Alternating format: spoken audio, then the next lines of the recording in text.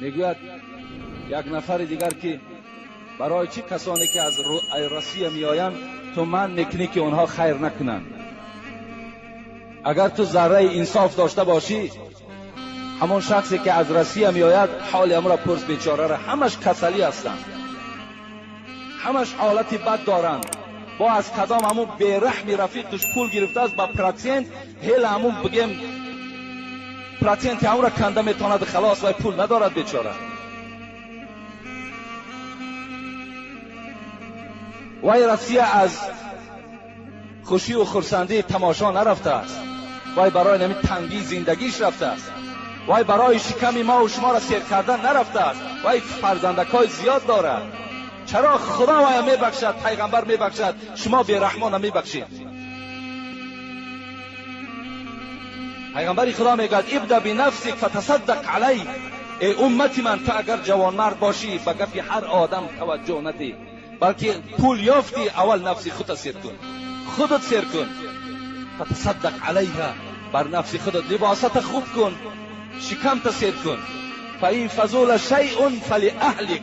خودت سیر کردی، لباست بود چید، شکمت سیر کرد، بهترین نعمتهای خدا را خوردی، گذر در فرزندها، زن و فرزند تسیر کن. فاین فضول عن اهلک شیء. اگر ما بودایی که فرزندها سیر کرد، زنت سیر کرد، خودت سیر کردی، این حالت چکار کن؟ این حالت فها کذا و ها کذا، بعد برای مردم ده خیر احسان کردن بگیر. این بیچاره خودش گرسنه است، این بیچاره دادری بیزن دارد، خواهری بی شوهر دارد، پدری موی سفید بیمار دارد، مادری بیمار دارد.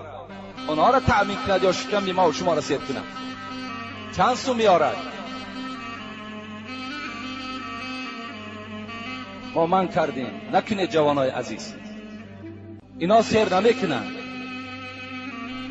آوردیم پول ذخیره کنین برای روزهای خودت تبابت کن. خودش بیچاره همه شیش کسل میآیند، خودت تبابت کن.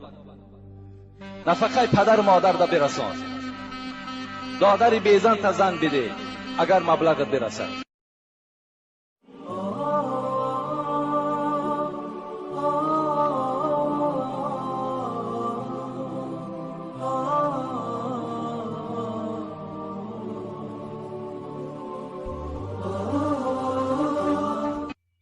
السلام علیکم داملای شیرین سخن. علم شما را خدا باز دوچند گرداند. اول من به بیماری قند مبتلا هستم، در حق من یک دعای شفا کنید. دویم، بعداً آیا تلبنده را دشنام کردن، از خانه پیش کردن گناه نیست؟ این کار را کسی کرد که دستی رسا و با دولت است. برادرایی که به کسل قند مبتلا هستند، علالخصوص در این جمعیت ما، در این محله ما هم و این کسل قند چندین نفرها مبتلا هستند. علالخصوص این سوال دهنده هم طلب شفا کردن، خدا همگیشان شفای کامل و شفای عاجل نصیب و روزی بسازد.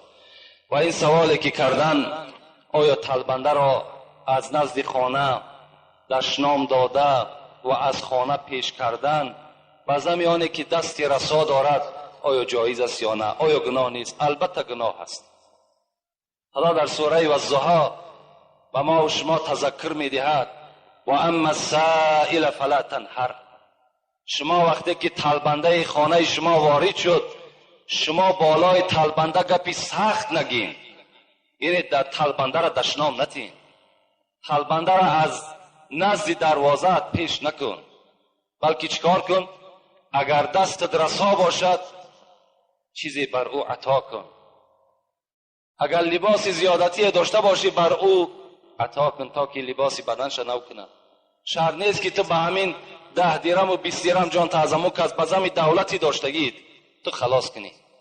اگر میتونی جوان مردی کن، خدا دولت بر تو داده است، بهر این داده است که دست یک تلبنده را بگیری، دست یک همسایه را بگیری، دست یک طالب علم بگیری، برای یک برادرت یک کتاب بخری. برای همین دولت داده است. دولت برای چی دیگر هست؟ رسول اکرم چی میگوید؟ در حدیث مبارک میگوید هر وقتایی که اگر متنهای عربیش نمیگم ابو هریره روایت میکند وقتی که انسان سحر از خواب بیدار میشود دو ملائکه بالای خانه همان شخص میفراید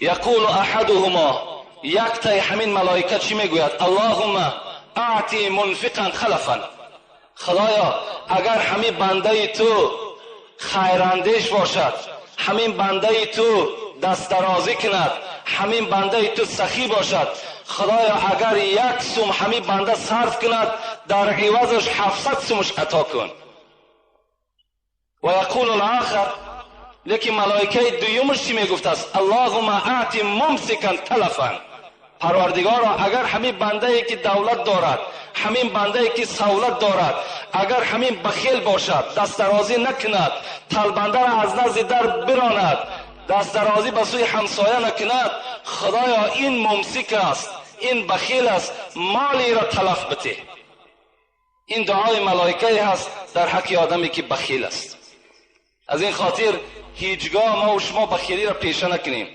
زر و نعمت اکنون بده کان توست سعدی میگه در بستانش زر و نعمت اکنون بده کان توست که فردا بیرون ز فرمان توست که فردا از دست تو میرودی تو امروز بالای این مال تو سرداری داری همین روز بته با دنیا توانی عقبا خری بخر جان عزیز ورنه حسرت خوری بر همین دنیا تو میتونی بر همین مال و اولاد چیز چارت میتونی که آخرت بخری تو بخر که فردا پشت دست میگزی دیگر فایدت نمیکنه برای همین البته این دولتداری هم غنیمت است این کم بغلی هم خودش یک حالتی است که تیز گذراست من به شما یک حکمت خدا را میگم یادم آمد انیس المؤمنین گفتگی کتابی هست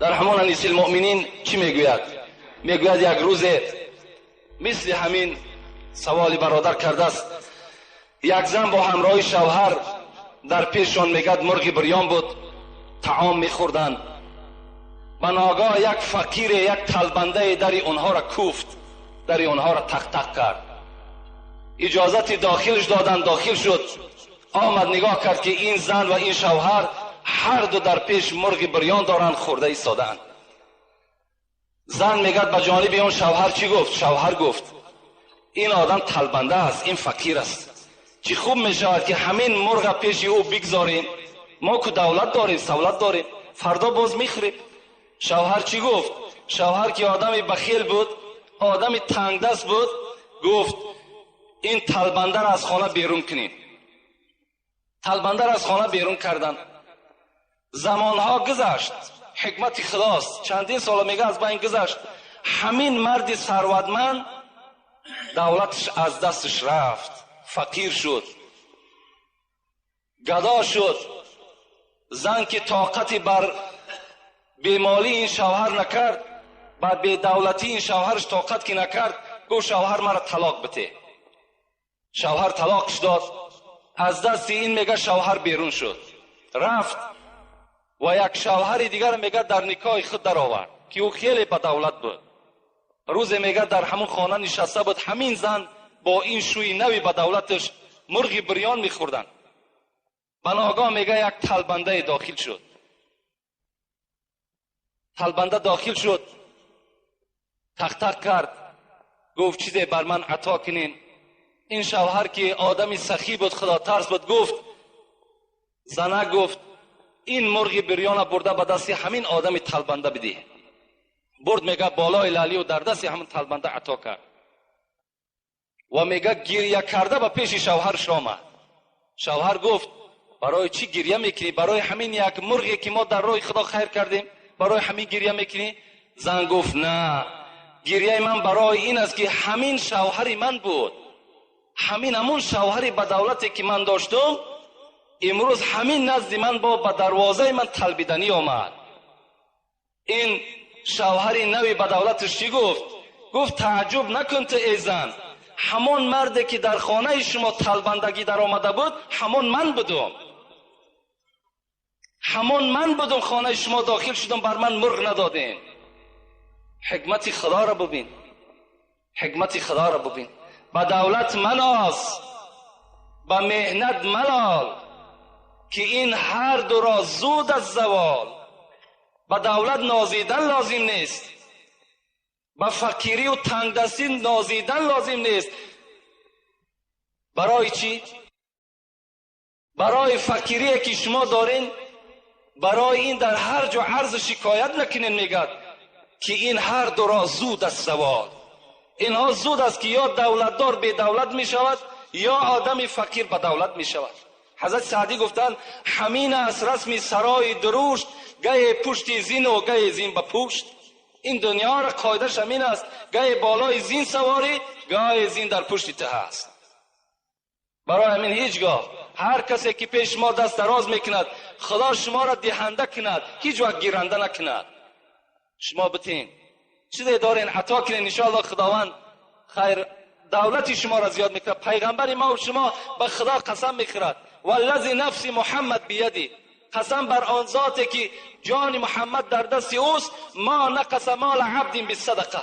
اگر کسی که در راه خدا صدقه میکند، به خدا قسم گفتن محمد که مالی او کم نمی شود، مالی او زیاد می شود. السلام علیکم داملای شیرین سخن. یکی از مخلصان اشدی شما، دو شخص قهری اند. یکی از آنها در مسجد پیش در آید، نماز دیگرش درست می شود. خواهش میکنم که پرتر بفهمونید.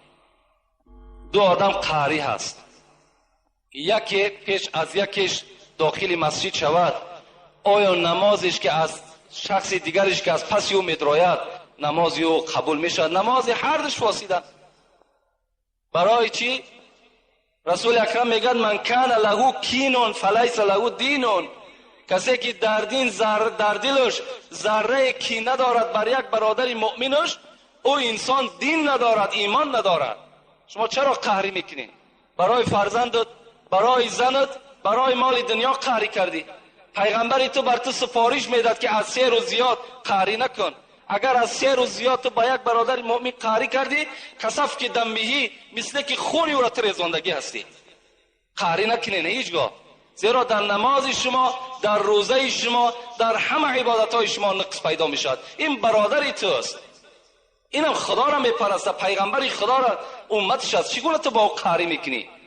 میلش به غضب نمی شود. غضب کردین، قهری کردین، تیز با یکدیگر قطعی آشنا شین، باز در پی خدمت یکدیگر شین، نه اینکه سالها با یکدیگر قهری بسین. کسی قهری است چی است؟ حتی شب قدر بین، یک روزه شب قدر عبادتش 84 ساله ثواب دارد. همین شب قدر در محروم است آن شخصی که قهری هستند از ثواب همین شب قدر. همان آدمایی که قهری هستند محروم هستند از ثواب این با نصیب نمی شوند. گوش سر با جمله حیوان همدم است، گوش دل مخصوص نسل آدم است. البته اگر ما و شما نظر کنیم در همه مخلوقات الهی گوش هست.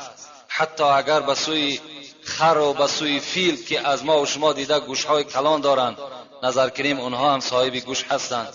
لیکن گوش آدم، این گوشی که در دل انسان است، این مخصوص نسل آدم است.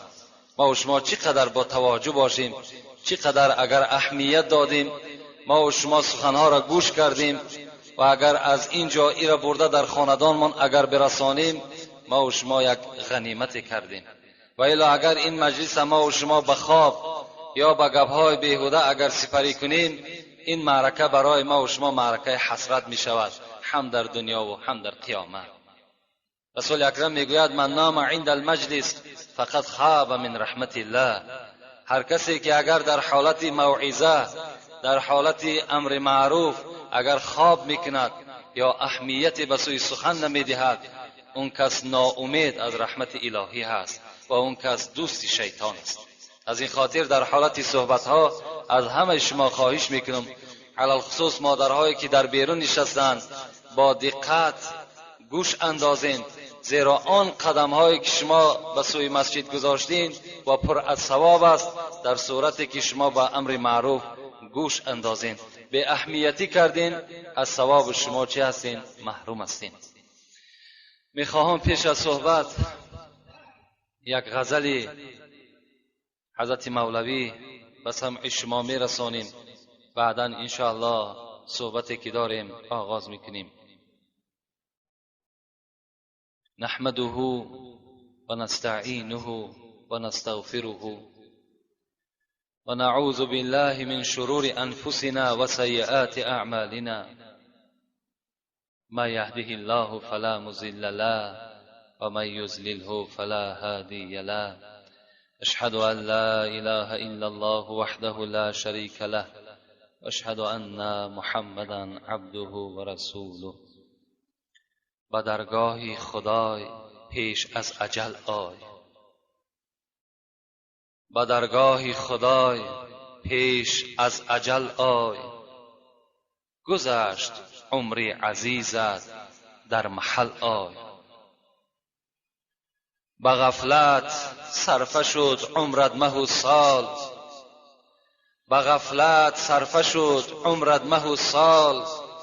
بیا بیدار شو از خواب این سال. زمین روزی کند 3 بار فریاد، زمین روزی کند 3 بار فریاد. چرا تو غافلی ای آدمی زاد؟ مشو بر فرصتی 2 روزه مغرور، تو را باشد دلی من خانه گور. این ندای زمین است. زمین روزی کند 3 بار فریاد. چرا تو غافلی ای آدمی زاد؟ ندای میکرده است. چی ندا میکرده است؟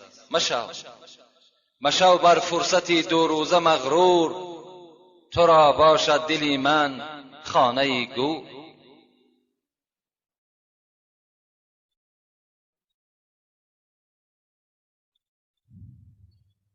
به حسرتها درآیی در دلی من، به حسرتها درآیی در دلی من. غریبی عاقبت در منزلی من. 2 چشمانی جهان بینت خورد مور، 2 چشمانی جهان بینت خورد مور. مجال نیست تا آن را کنی دور. شوی پوسیده مشتی استخوانی، شوی پوسیده مشتی استخوانی. بکن کاری که آنجا در نمانی. مگو حرفی جنونی از زبان است، همه چون شیر از پیستانی جان است.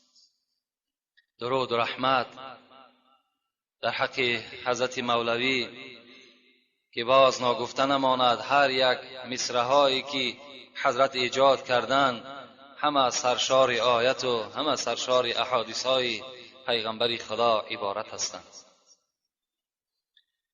هر روز حضرت میگوید زمین ندا میکند، فریاد میزند. چی میگوید؟ مشو بر فرصتی 2 روزه مغرور، تو را باشد دلی من خانه گور. حضرت میگوید مشو بر فرصتی 2 روزه مغرور، تو را باشد دلی من خانه گور. صاحب دقایق میگوید اذا فارق الروح من البدن نودی من السماء 3 صیحات. وقتی که جان از بدن انسان که جدا می شده است، 3 آواز 3 صدای از آسمان به سوی همین جسدی که جان بر او دیگر نیست صدای می شده است. چی صدا می شده است؟ یا ابن آدم اترکت دنیا ام الدنیا ترکتک، اجمعت دنیا ام الدنیا جمعتک، اقبلت دنیا ام الدنیا قبلتک.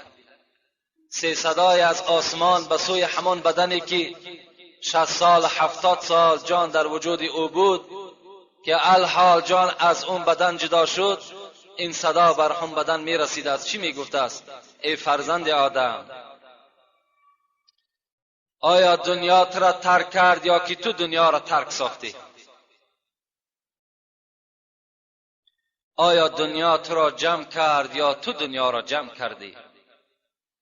آیا دنیا تو را قبول کرد یا تو دنیا را قبول ساختی؟ اینها یک نداهای زجری به سوی بدن انسان می شده است. زجرن به سوی بدن ما و شما این نداها آمده می رسیده است. و اذا وضع علی المغتسل، اگر وقتی که همون بدن انسان در بالای همون چوبی که به نیت شستن میگذارند وقتی که میگذاشته است، در این حالت هم نودی من السماء ثلاث صیحات، باز سه صدای بر این بدن از جانب آسمان صدا میداده است. چی میگفته است؟ یا ابن آدم این بدنک القوی فما اضعفک و این لسانک الفصیح فما اسکتک و این اذنک السامع فما اصمک. ای فرزند آدم، اون بدن قوی که داشتی، که راه میگشتی، کیلومترها میرفتی مانده نمیشدی، الحال چی شد که تو ضعیف شدی؟ چی شد که دیگر تو قوت راه گشتن نداری؟ چی شد که دیگر آدمها در اطراف تو جمع شدند و این بدن ضعیف تو را اونها آماده شستن گرفتند؟ و این لسانک الفصیح، در کجاست آن زبانی که تو آزادانه سخن میگفتی، یک معرکه کلان آباد میگرفتی؟ الحال چی شد که تو سکوت کردی؟ دیگر هیچ زبان تو دیگر تلفظ حرف کرده نمیتواند. و کجاست آن گوشی که تو میشنیدی؟ امروز چی شد که گوشهای تو به منزله گوشهای بیماری کر شده است که دیگر هیچ چیزی را نمیشنوی؟ و اذا وضع علی الجنازه، وقتی که باز انسان از اونجا میبرداشتند بالای جنازه را میگذاشتند، نودی من السماء ثلاث صیحات، باز سه صدای صاحب دقایق میگوید باز بر همین جسد صدای می آمده است. این جسد این چکار میکند؟ میشنید است. چی میگفت است؟ یا ابن آدم کل عمل عملته تراه فی هذه الساعه.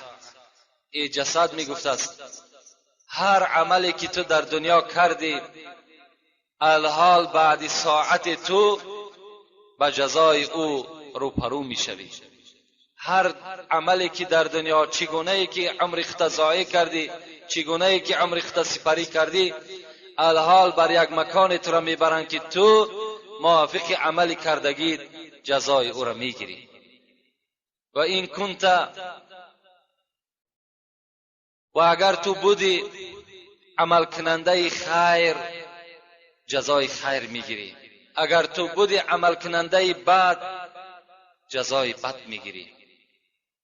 توبى لك ان اصلحت عمرك والويل لك ان ضيعت عمرك. صدا میداد چی میگفت است؟ خوش به حالت اگر تو عمرت را به صلاحیتی گذرانده باشی، خوش به حالت که اگر عمرت خوب سپری شده باشد، الحال با تو چی هست؟ مکافات های بهترین خداوند رو پرو می شود.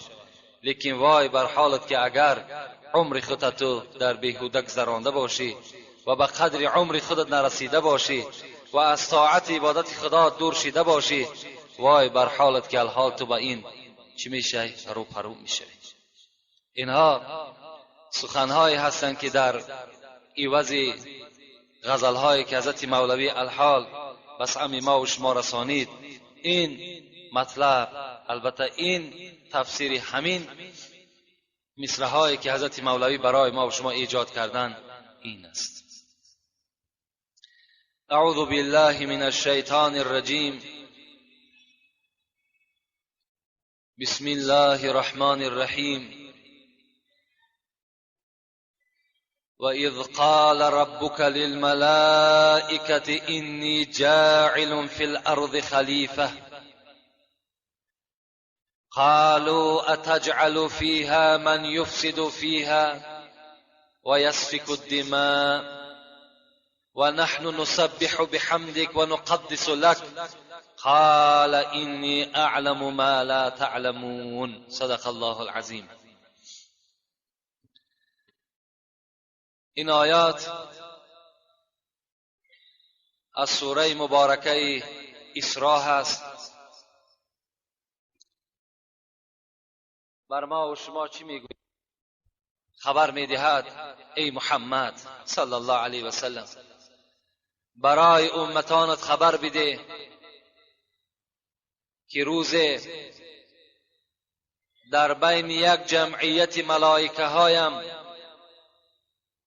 من خبر داده بودم. چی خبر داده بودم؟ اینی جاعل فی الارض خلیفه. ای جمعیت ملائک آگاه باشین که من در روی زمین یک خلیفه می آفرم، پیدا میکنم. قالوا اتجعل فیها من یفسد فیها و یسفک الدماء.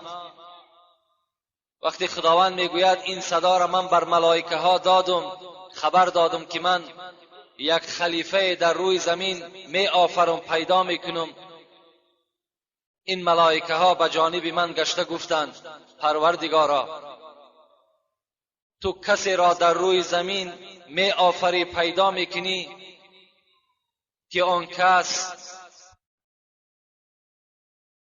روی زمین را فساد میکند و یسفک الدماء و در روی زمین خون ریزی میکنند. و نحن نسبح بحمدک و نقدس لک. پروردگارا اگر مقصد آفرینش تو حمد و تحلیل تو باشد، ما جمعیت ملائک حمد و تحلیل تو را میگوییم و مانده نمیشویم. قال انی اعلم ما لا تعلمون. خداوند به جانب این ملائکه ها چی گفت؟ ای جمعیت ملائک، آن چیزی را که من میدانم شما نمیدانید. از همین ساعت آفرینش آدم چی شد؟ سر شد. در روی زمین تا آفرینش آدم با قول بعض مفسران جنها زندگی میکردند. شاید که سوال به میان بیاید که این ملائک علم غیب از کجا میدانست که این طایفه انسان، این خلیفه که الحال خداوند بر ملائکه ها خبر داد که من خلیفه را در روی زمین می آفرم، ملائکه ها در حال گشته گفتند که این خلیفه مقصد از خلیفه این حضرت آدم بود.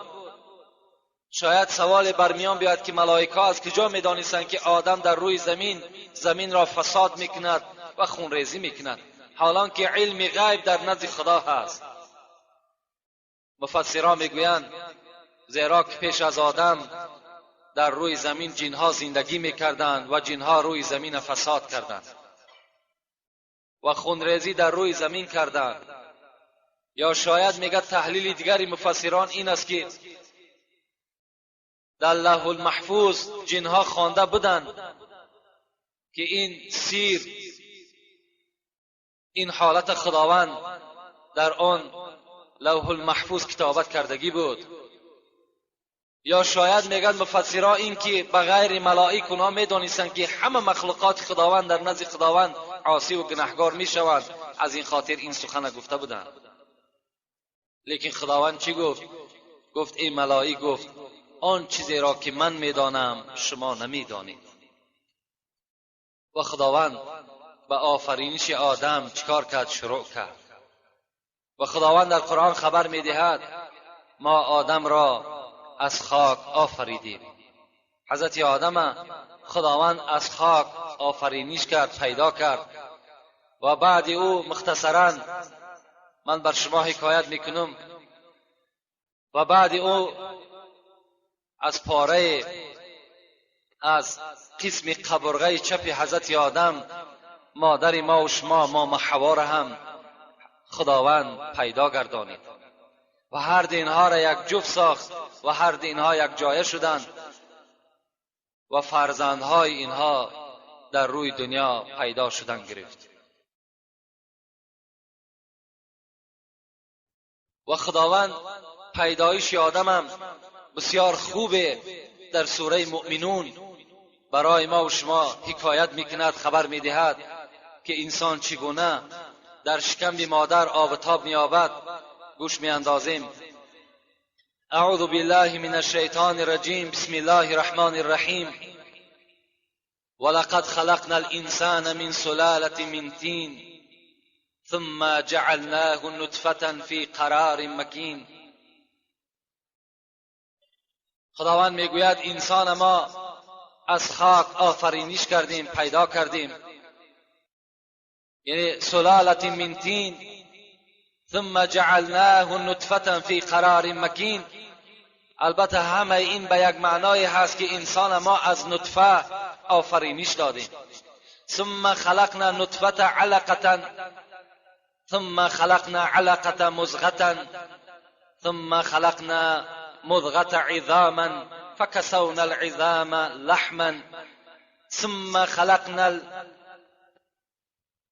خداوند چی میگوید؟ میگوید خلق کردیم انسان اولا از یک نطفه آبی سفیدی که در رحم مادر پرتافته شد و بعد 40 روز این نطفه، این آبی سفید به یک خونپاره مبدل شد و بعد از آن این خونپاره به گوشتپاره مبدل شد. بعد از آن این گوشتپاره به استخوان مبدل شد.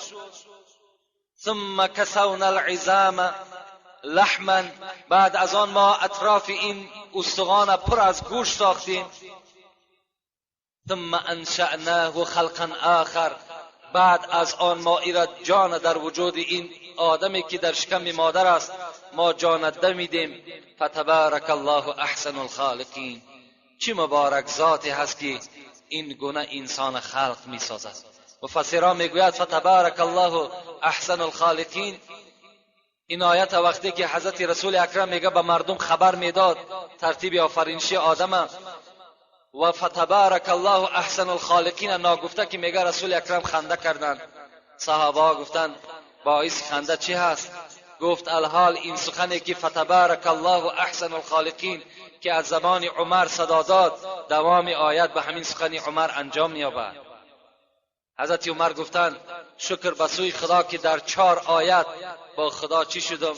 با خدا در سخن خداوندی پیشگویی کردم که این سخن من با سخن خداوندی راست آمد. وقتی حضرت رسول اکرم که آفرینش آدم گپ میزد، حضرت عمر در آخرش گفت فتبارک الله احسن الخالقین. چه مبارک ذاتی هست که این گونه انسان خوب آفرینش داد که از یک نطفه به خون، از خون به گوشت، از گوشت به استخوان اینا مبدل ساخت، بعدن جان در وجود این چکار کرد؟ پیدا کرد.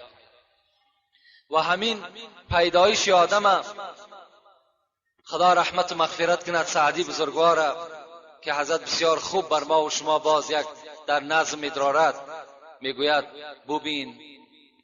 ببین تا یک انگشت از چند و بند به صنع الهی به هم در فکن. ببین تا یک انگشت از چند و بند به صنع الهی به هم در فکن. حضرت میگوید به یک انگشت الهی نظر کنید، یک انگشتی که چگونه که شما بخواهید ملائما قد می شود، نگاه کنید که در یک انگشت چند استخوان پیوست کرد. ببین تا یک انگشت از چند و بند به صنع الهی به هم در فکن. پس آشفتگی باشد و ابلهی که انگشت بر حرفی صنعش نهی. پس انسان به عقل است، میگه سعدی. پس انسان ابله است وقتی که در همین قدرت الهی چکار نمیکند؟ باور نمیکند و تسلیم نمیشود و نمیگوید که انسان از خاک است و نمیگوید که انسان نظر کن که هر یک استخوان پاره‌ای که در وجود او هست همه این از قدرت الهی است. ما و شما پیشینیان میخوندیم، یک درس های باطله داشتیم که انسان از میمون است، لیکن الحمدلله که امروز دروازه علم گشاده شد، حقیقت باز جای خود پیدا کرد. ما و شما فهمیدیم که انسان از میمون نبوده است، بلکه انسان خدا خود در قرآن خبر میدهد این من پیدا کردم از خاک، که آفرینش حضرت آدم اولش چی بوده است؟ از خاک بوده است. تأمل کن از بحر رفتار مرد، حضرت میگوید تأمل کن از بحر رفتار مرد که چند استخوان پی زد و وصل کرد. تأمل کن از بحر رفتار مرد. وقتی انسان راه میگردد در رفتار انسان میگه نظر کن که چند استخوان پی زد و وصل کرد.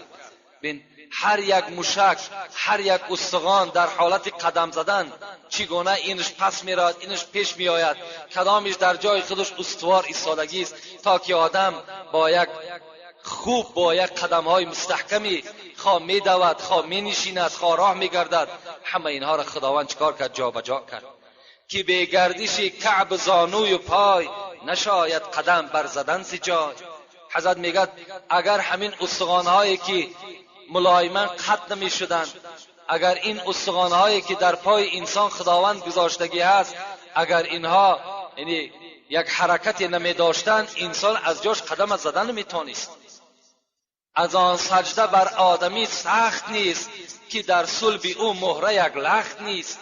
بین حضرت میگوید این سجده که شما بر خداوند میکنید که میان خود خم میکنید در رکوع، از آن سجده بر آدمی سخت نیست. برای تو سجده کردن هیچ مشکلاتی ندارد. برای چی؟ که در صلب تو مهره یک لخت نیست. زیرا که اون ستون مهره که خدا برای تو آفرینش کرده است، او یک لخت نیست، او یک ستونی راست نیست. 200 مهره بر یکدیگر ساخته است که گل مهره چون تو پرداخته است. حضرت میگوید 200 مهره بر یکدیگر ساخته است. این مهره های ستون مهره را نظر کن که هر کدام این با یکدیگر چگونه یک پیوستی خوبی میشوند و چون گل مهره چون تو پرداخته است، مثل یک گل یک منظره خوبی دارد و هر کدام اون چی می شود؟ خم راست می شود تا انسان خدای خود را سجده کند، تا انسان چکار کند؟ از پی کار و معیشت زندگیش به آسانی از عهده اینها برآید. رگت بر تنت ای پسندیده خوی، زمین درو 360 جوی. حضرت سعدی میگوید یک بر نظر اندام نظر کن، تو به منزله یک زمینی هستی، به منزله یک زمینی هستی که 360 جوی، 360 رگ پیوند در وجود تو حرکت میکنند. رگت بر تنت ای پسندیده خوی، زمین درو 360 جوی. آفرین، هزارها حمد به جانب او ذاتی که اگر انسان آفرینیش نظر بکنی، هر یک اعضای او به خدا قسم ما و شما را در حیرت میارند. چگونه یک آفرینش زیبای در وجود انسان خداوند پیدا کرده است. از این خاطر خداوند بر ما و شما خبر میدهد ولقد کرمنا بنی آدم و حملناهم فی البر والبحر و فضلناهم علی کثیر مما خلقنا تفضیلا. به تحقیق من فرزند آدم نسبت همه مخلوقاتی که در روی دنیا دارم از همه اونها دیده مکرمتر ساختم، عزیزش ساختم. ولقد کرمنا بنی آدم، یعنی خداوند مخلوقای زیادی دارد. ما و شما گاه وقت دعا میکنیم 18,000 مخلوق میگیم، در اصل 18,000 مخلوق خدایی البته موجود هست و از بین این 18,000 مخلوق فرزند انسان خدا میگد ولقد کرمنا بنی آدم، فقط و فقط فرزند آدم من در بین همه اینها چکار کردم؟ مکرم ساختم.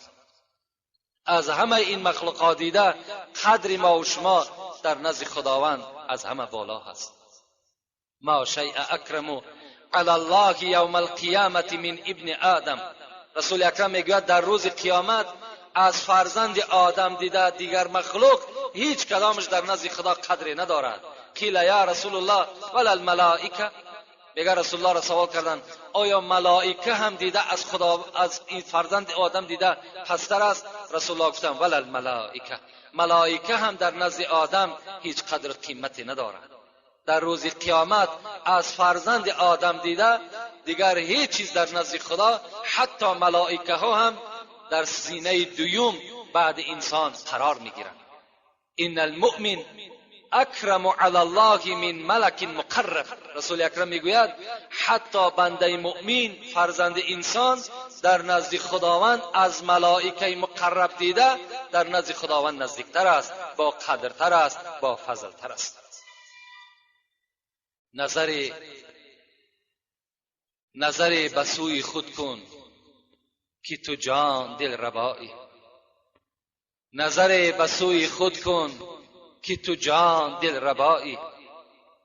شاعر میگوید ای انسان نظر به سوی خود بکن نظر به سوی خود کن که تو جان دلربایی، مفکن به خاک خود را که تو از بلند جایی. تو ز چشم خود نهانی، تو کمال خود چی دانی؟ چو دور از صدف برون آ که تو بس گران بهایی. حضرت میگوید نه دور قدر دارد، نه صدف مثل تو قدر دارد. تو بسیار یک گران بهایی، تو بسیار یک قیمت بلندی داری، تو بسیار یک فضیلت خیلی بلندی داری، اگر تو به شرطی که با قدر خودت به این منزلت خودت برسی. در تفسیر قرطبی یک حکایه میارد که در دوره های خلیفه منصور عیسی موسوی گفتگی شخص زندگی میکرده است. این همون خلیفه منصوری هست که ابو حنیفه از دست این کشته شد. در زمانهای همین منصور، همین خلیفه بیرحم، اگرچند که مسلمان بود لیکن ابو حنیفه را مجبور کرد و بر او زهر دادند و حضرت به خوردن همون زهر از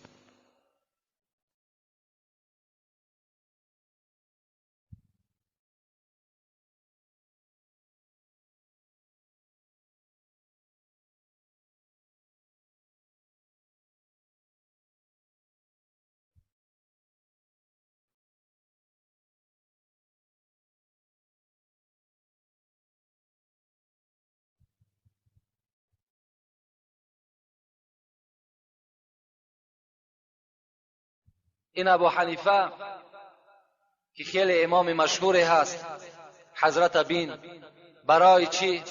برای آنه که حضرت پیشنهاد کردن منصور که تو قاضی میشوی.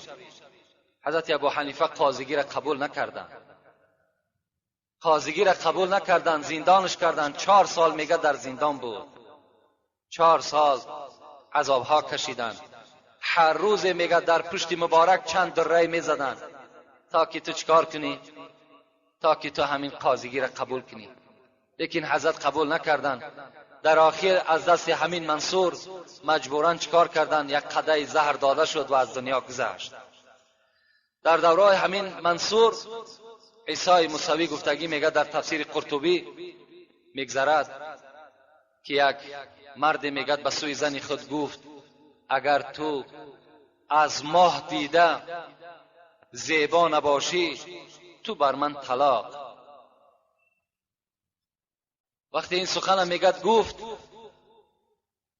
این زن میگه چند روز از این مرد جدا شدند، زیرا که این شرطی که این شوهری او گذاشت که تو از ماه دیده اگر زیبا نباشی تو در نزد من طلاق هستی.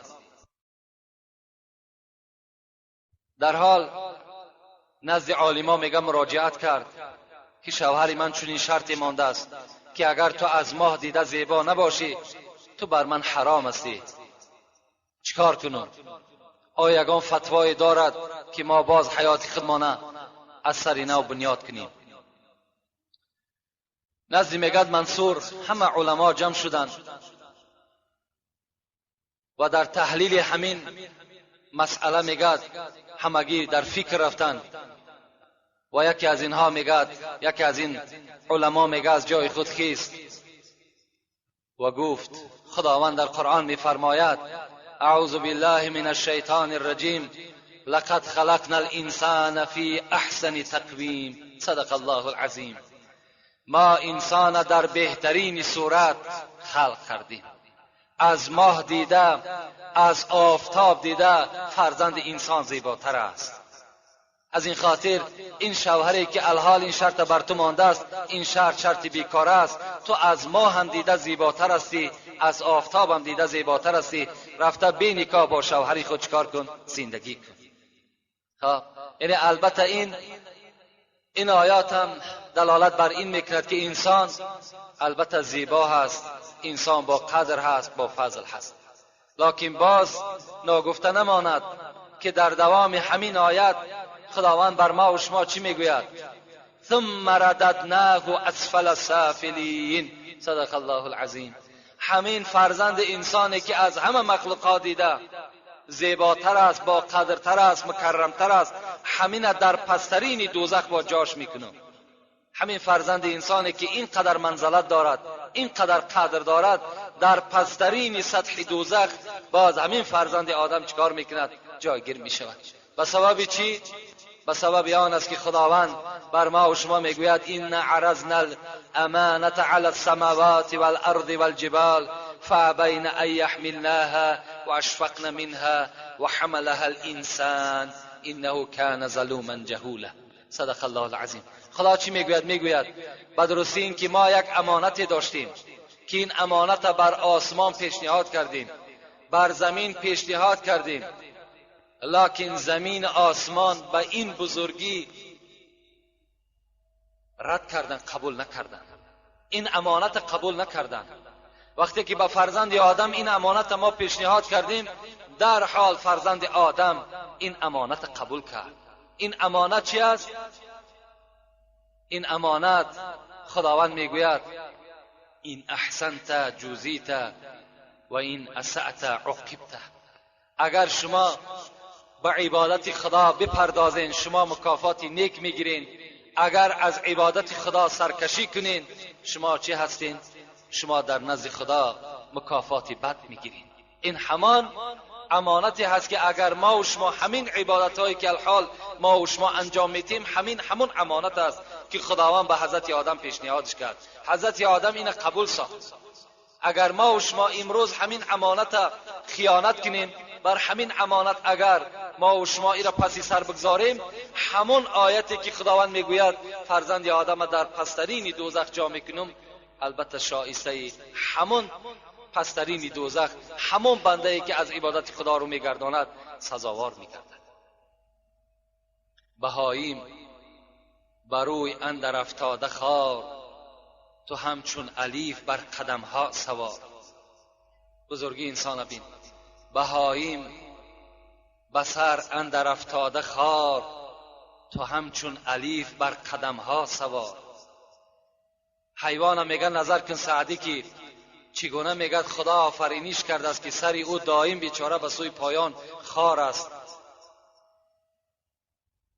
لیکن انسان بین میگه که در بالای قدم های خود سوار است. نگون کرده ایشان از بحری خور، تو آری بعیزت خوریش پیشی سر. بین حیوان بین میگه برای خوردن سری خود بر زمین پایان میکند، نزد مثال طعام میرود، لکن چی است؟ تو آری بعیزت خوریش پیشی سر. تو باشی طعام پیشی سر میاری، به نزد لبها و دهان خودت میاری، نه مثل حیوان سر پس کرده و تو از پی طعام شوی.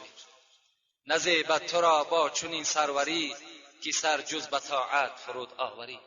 خدا اینقدر زیبندگی و اینقدر فضیلتی که بر تو داده است، بزم این اگر تو از عبادت خدا که رو بگردانی، از تو دیده دیگر بی‌زیبترین، از تو دیده بی انصافترین دیگر مخلوق سعدی میگد موجود نیست دیگر. ولیکن بدین صورتی دلپذیر، فریبا مباش سیرتی خوب گیر. حضرت میگوید این بر تو کرده است، تو بر این فریبا مشو، تو بر این چکار نکن، تو بر این فریفته نشو، بلکه سیرتی خوب گیر، بلکه تو راهی حق بشناس، تو برای حق چکار کن؟ قدم بزن. راهی راست بایدت نه بالای راست، که کافر هم از روی صورت شماست. البته راه راست برای خودت انتخاب کن، راه عبادت برای خودت انتخاب کن، راه خداشناسی را برای خودت انتخاب کن. در این صورت چی است؟ تو بنده همون بنده ای که الحال از آیات ها مکرم بدنی او را شنیدی، تو از اون طایفه هستی. و الا اگر تو به قدر خود نرسی، به این منزلت خود که نرسی، کافر هم از روی صورت شماست. انسانی کافر هم مثل ما و شما هست، اونم مثل ما و شما جسد دارد.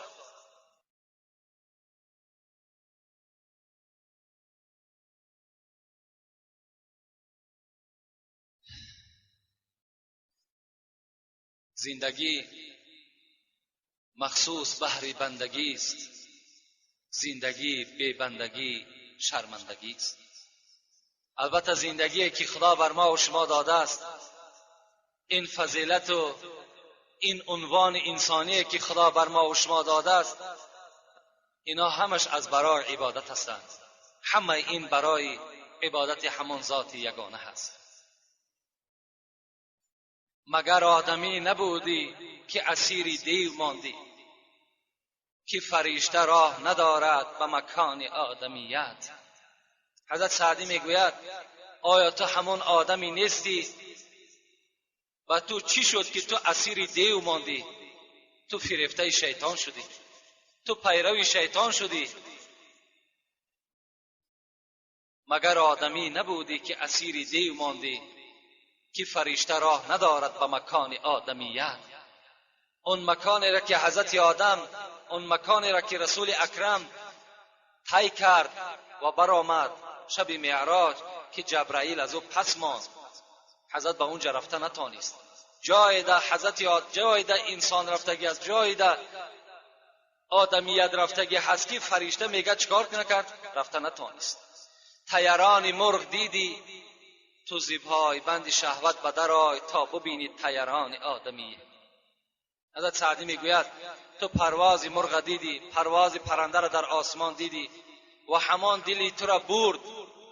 آیا اگر تو هم از پایبند شهوت به در آی، یعنی تو هم که اگر از راههای شیطانی را برای خودت مسدود محدود اگر بسازی، تو هم مثل همون پرنده در آسمان پرواز کرده میتونی.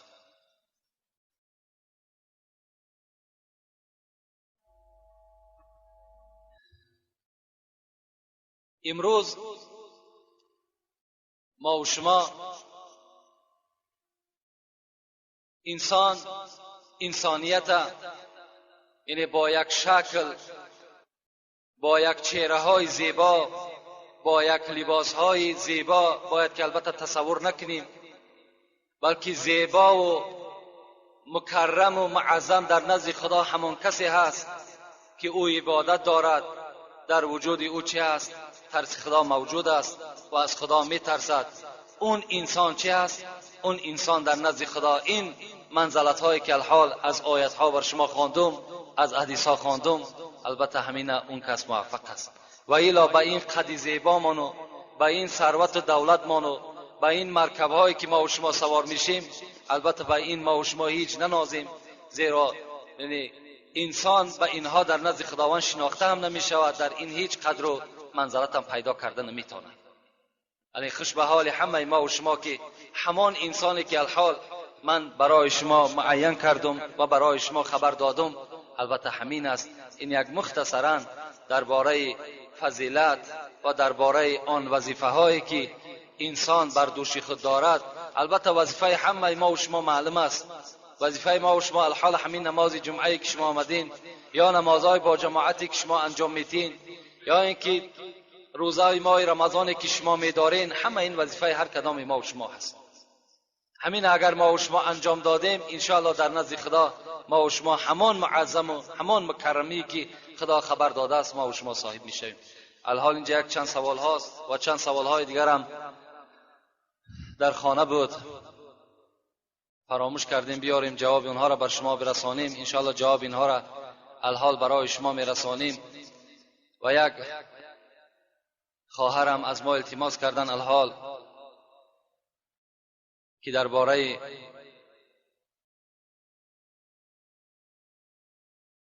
حقوقهای شوهر و حقوقهای زن بر ما کمی حکایت میکردین، یا یک موضوع خاصه برای ما آماده میکردین.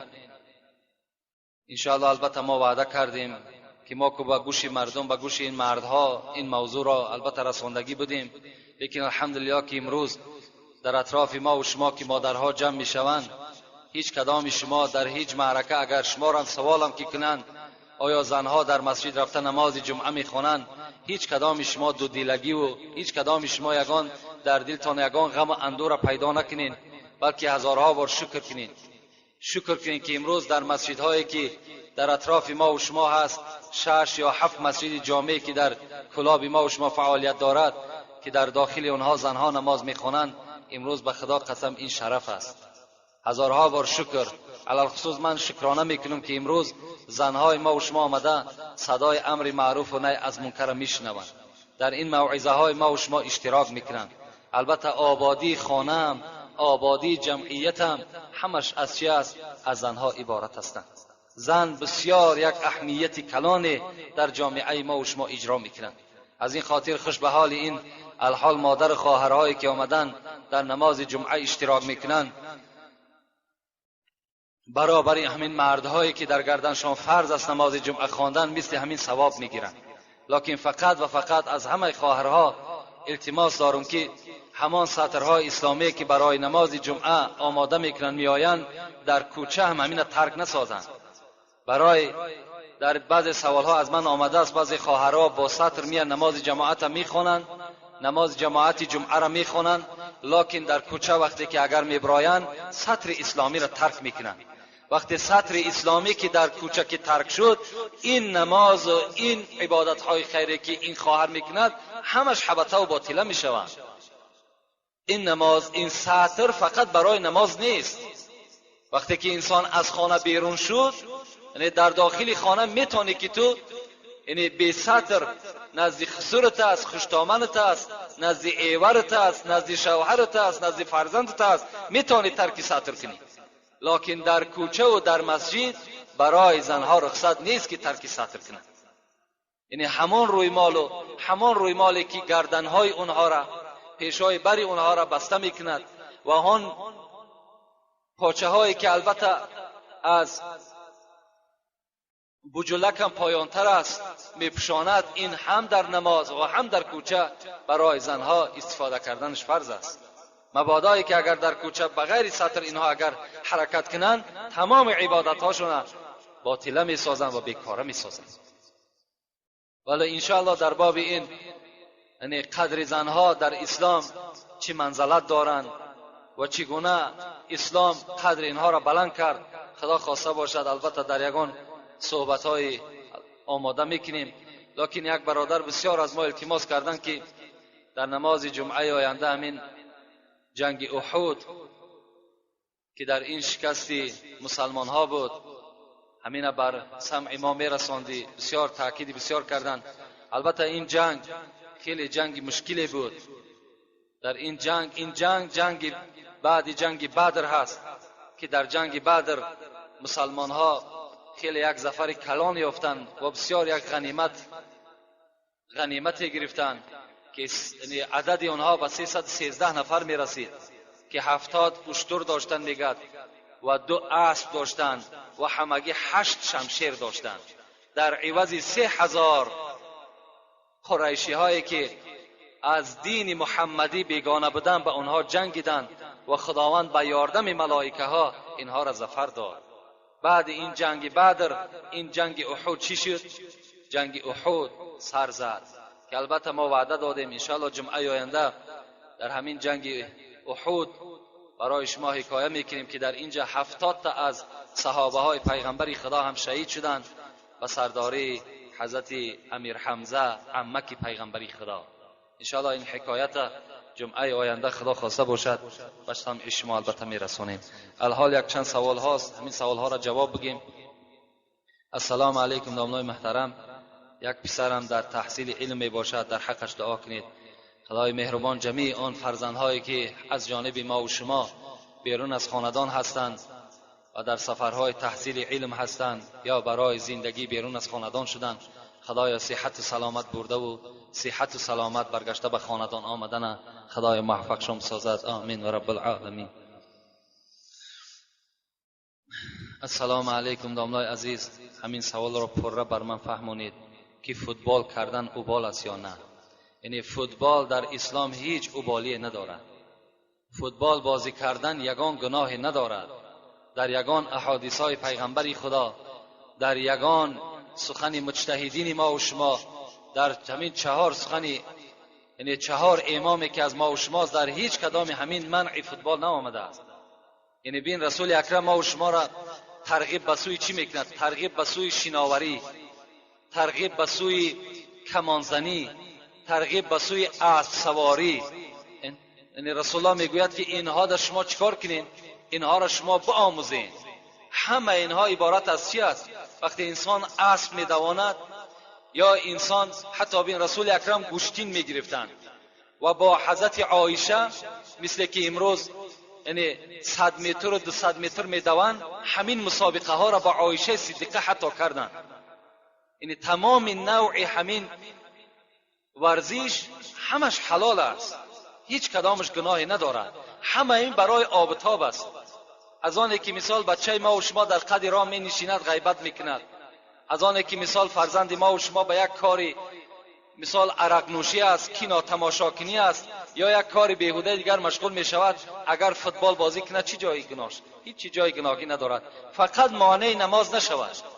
اگر کدام نوع بازی که اگر در ما و شما مانع نماز شد و البته حرام است، کدام نوعش، خواه گوشتین باشد، خواه اسبدوانی باشد، خواه شناوری باشد، اگرچه کردنشان سنت است لیکن مانع نماز که شد حرام می شود.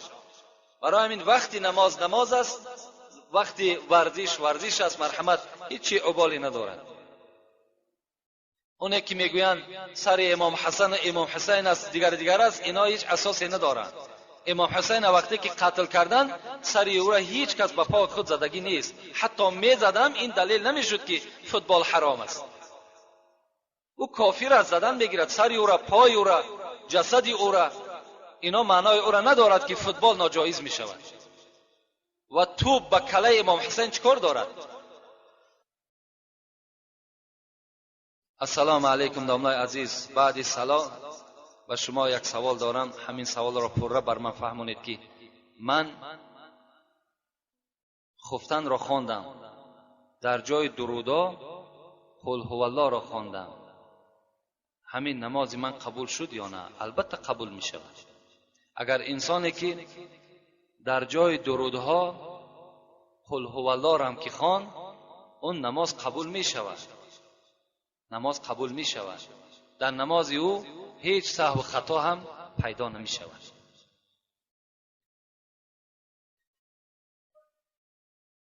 لکن این معنای او را ندارد که مثال ما و شما اگر در جای درودها هم اگر سوره اخلاص هم که بخوانیم نماز ما درست شدن میگیرد، یعنی در جای او همین را خواندن بگیریم. البته یعنی در جای اخلاص، در جای درودها اخلاص خواندن سهونش انسان گناهکار نمیکنه، لکن این ما و شما قصدا نکنید، زیرا که یعنی تغییرات در همین موضع ها می شود، اینجا ترک سنت می شود، ما و شما گناهکار میشیم اگر دیده و دانسته و قصدا بکنید. السلام علیکم آبای حاجی، اولا سلام بر شما، بعد از سلام من میخواهم که یک سوال را بر شما بگویم و شما به این سوال ما پوره پاسخ گردانید.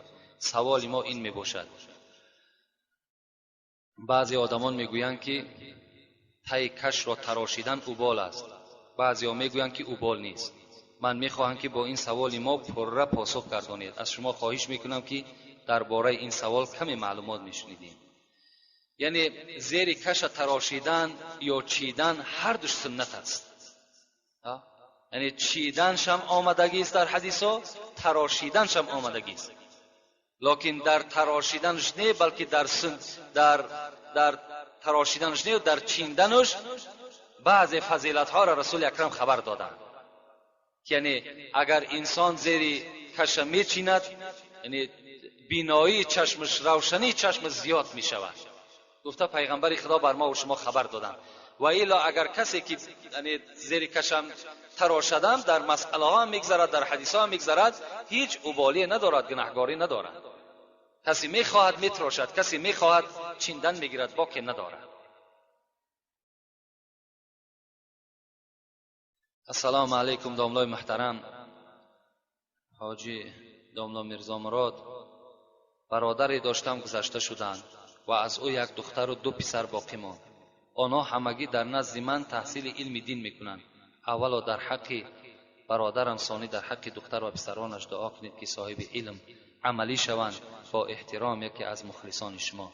خدای مهربان اون برادر روح ارواش شاد، قبرش خدای مهربان پر نور و فرزندهاش پروردگار و علم نافع، علم با عمل نصیب و روزیشون سازد و دائما دعاگو در حق پدر مادر و خلق جمعیتش خدا نصیب و روزیش سازد. آمین و رب العالمین.